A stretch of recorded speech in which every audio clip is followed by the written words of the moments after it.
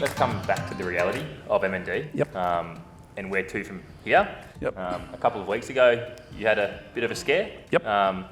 Through your journey. So do you want to touch on that, and then we'll delve a bit deeper? Yeah, so those in the room, most of you know about the lung function tests and those sorts of things. So I had one, probably only a bit over 2 weeks ago, and so my lung function dropped from about 70% to the 50s. So that triggered the fact that I had to have a peg, which was I felt I wasn't being true to to the true MND thing without a peg. So I had to get a peg.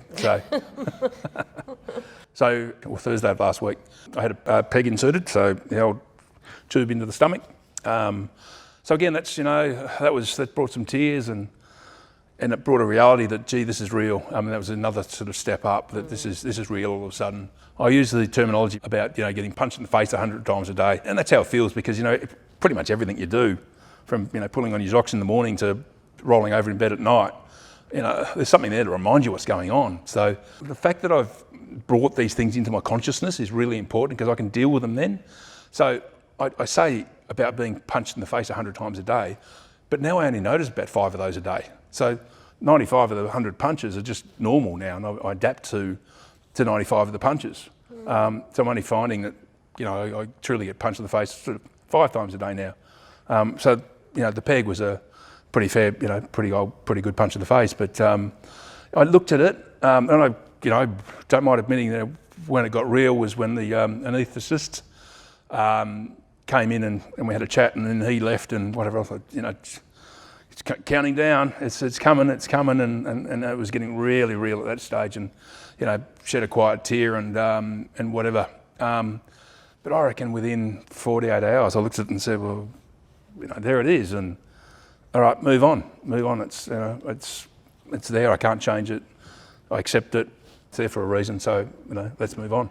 How was that for you, Lisa, getting that news of the lung capacity dropping significantly? It was a hell of a shock, because Pete's been going on fine. There was no external indication that his lung capacity was decreasing. He's using a ventilator at night, but that's only for positive reasons, to better quality air. We probably all should have one at night.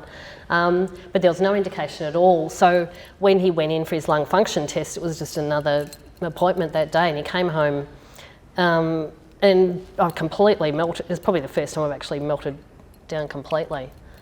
And then we picked ourselves up and go, right, okay, that's that then. Let's move on. Yeah. Lots of endone, 1 week of endone later. We're all fine. Where's your mindset for the future around that? Obviously, increased care will keep coming. Yep. You're going to need it. Yep. Lisa's going to need to provide it. Mm-hmm. How do you think about it? If so, how do you tackle it? Not really. We're pretty resilient, the two of us. This whole 12 months has been about adapting weekly. Everything changes by the week. Yeah.